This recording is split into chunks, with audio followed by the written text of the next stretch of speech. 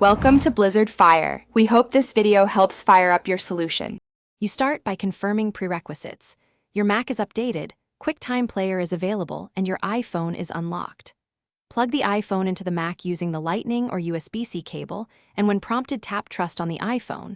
This authorizes screen access. Open QuickTime Player now, choose File New Movie Recording. Once done, click the small arrow next to the record button and select your iPhone as both camera and microphone to begin mirroring. Once your iPhone appears, you configure the recording options. Click the arrow beside the record control and pick the iPhone for camera and microphone.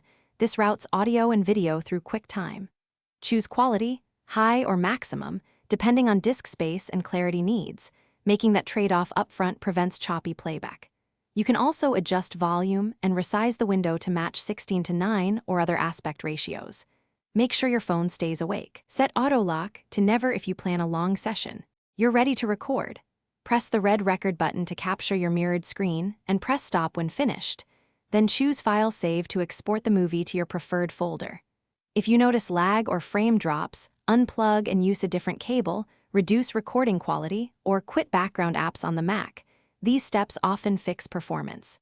If the iPhone does not appear as an option, reconnect the cable, unlock the phone, and if needed, restart the iPhone or Mac to restore. Thanks for watching. If you found this helpful, don't forget to like and subscribe.